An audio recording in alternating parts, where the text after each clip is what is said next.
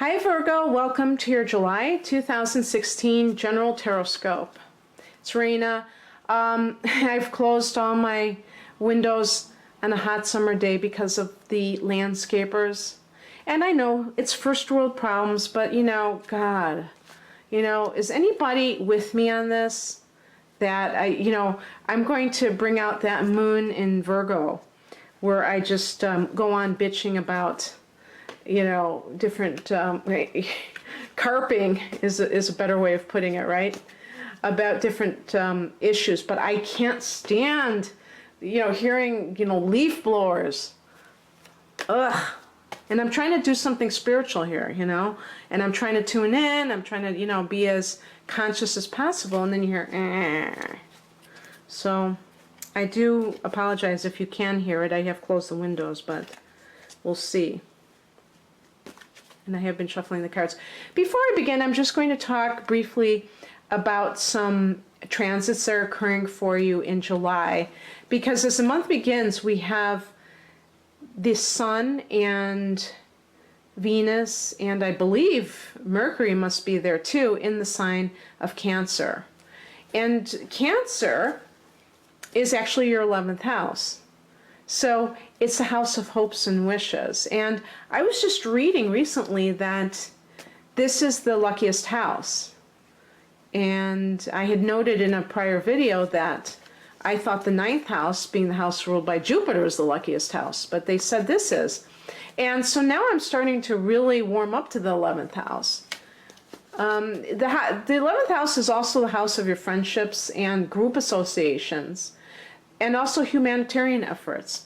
So with the Sun there and with Venus there, you just may be more social in general. You may be connected to groups or any kind of friendships. Maybe you reignited friendships. Maybe you will make new friends because there's going to be a new moon in this house that is occurring on the 4th of July. And so Venus brings harmony and charm, grace to a house. But then on top of that, it can bring money in some way. So if you work in corporate, I was going to say corporate America, but corporate anything around the world, you may find that you profit from this, especially because you can appeal to groups. And likewise, maybe some money just kind of shows up for your dreams to be made manifest. Wouldn't that be cool? I think so. And remember, you still have Jupiter in your own sign, so you got that going on too, Virgo. And the North Node. And the North Node is destiny, is like the mission, the soul's mission. This is a transiting North Node. So, but it's in conjunction with your Sun or your rising sign. And same with Jupiter. So there is like kind of luck and kismet that we would associate with that. And so then there's going to be a full moon happening in Capricorn, fellow Earth sign. So a nice trine aspect to you in your 5th house of romance. So that can be very good for falling in love, sealing the deal, consummation. Could be a very fertile time for people that want to conceive. Could be great for artists who happen to be Virgos. Maybe you're ending an art project. But, that's wonderful. That's really wonderful. You have some wonderful energy happening. And what else is happening? And then Venus goes into Leo. And Leo is your 12th house. So this is going to usher in, and the Sun goes there as well. It's going to usher in a more quiet time for you towards the end of the month when you have this 12th house, these triggers to the 12th house. So the 12th house is the house of the spiritual dimension, the buried issues, like that are beneath the surface. So you might find yourself kind of thinking of things that you haven't thought of in years, or having new revelations about them in some way. Seeing them from a different angle or in a different light. And it could be a very quiet time. It could feel a little bit draining until you have your new moon, particularly, but especially as the sun goes into your sign in August. I think it's August 22nd. I'm not entirely sure that the sun goes into Virgo. But I do know that on September 1st, there's going to be a solar eclipse, which is a very powerful new moon in your sign. So I think like, wow, you know, Virgo, Virgo, Virgo, all this stuff happening with that solar eclipse in your sign and the Jupiter and the North Node, you know, kind of like a lot of good juju. And so let's pull some cards for you. Speaking of the 12th house, I get the High Priestess. Whatchamacall? Oh my God. And I'm like shuffling as I pick these cards. I like shuffle it again. I picked 3 major arcana cards in a row. In a row. Oh no. And that's your card. The Hermit card. This is too wild. This is too wild. Okay. Well, this is very interesting. I almost feel like looking at the bottom of the deck just to see. So the card I did pick from the bottom of the deck is the Five of Cups. And the reason I picked this, I regretted picking it because, you know, I should have quit while I was ahead. I, you know, don't always do that. I just was so curious because there's so much good energy here. So I can only think that this Five of Cups is something that happened in the past, where you felt a sense of disappointment about something, maybe something you really wanted. And as I say, you do have a new moon in the 11th house, you know, on the 4th of July. So maybe you thought something was lost and you find out that no, it is happening for you after all. But maybe it was delayed. You know, we have had all these retrogrades. So, you know, starting from the beginning of the year, we had these retrogrades. And I think that set a tone, actually. I think this has been kind of a strange year in that sense, where it was like stop and go. And so just know that, you know, this is a really great reading. So maybe that's kind of going to be the contrast to all the good stuff that is in front of you, because the overall energy is the High Priestess card. So, you know, especially towards the end of the month, there is a time for you to really go within and make the best of a very spiritual time, a time when you may have glimpses possibly of past lives, because it does connect to that. And there's a sense of, you know, being an eternal being, and also not just being a physical being. You know, Virgo being an earth sign, you might sometimes get bogged down in matter and not see beyond it. And that may kind of inform your worldview, your decisions. And the High Priestess is about everything that is not rational. When people say, you know, show me a link, you know, meaning they want proof, or show me the research on that, you know, this is the opposite of that. This is like you tapping into something that is beyond the mind. And it's going to benefit you to do that, I feel.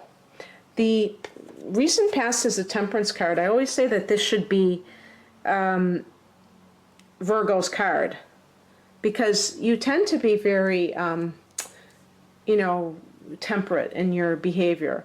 But it is actually connected to Sagittarius. So maybe there was a Sagittarian that you were involved with, and now you're kind of like finding things out. You know, maybe that's the full moon happening. Maybe when the full moon happens, you'll find out about this person that you've been dating, and you know, it could be good. It might be kind of a surprise what you find out. And maybe that person is a Sagittarius or has it prominent in their chart.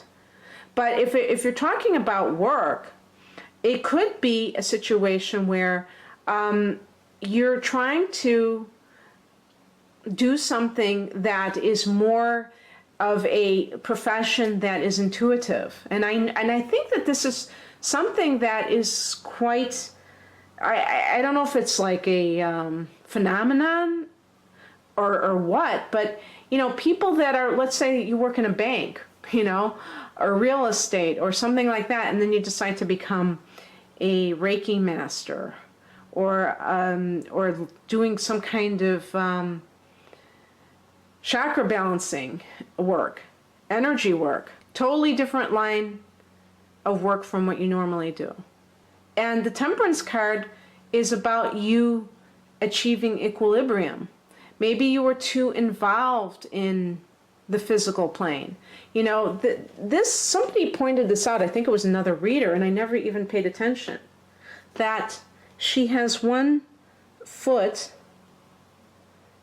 in the water and one foot on land. And the water represents the spirit.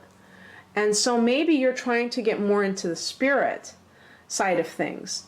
And so it could just be for those of you who enjoy that sort of thing. And actually, you ruled the 6th house of health, but it's a health that's more associated, I feel, with alternative medicine, like massage therapy or energy work or herbalism.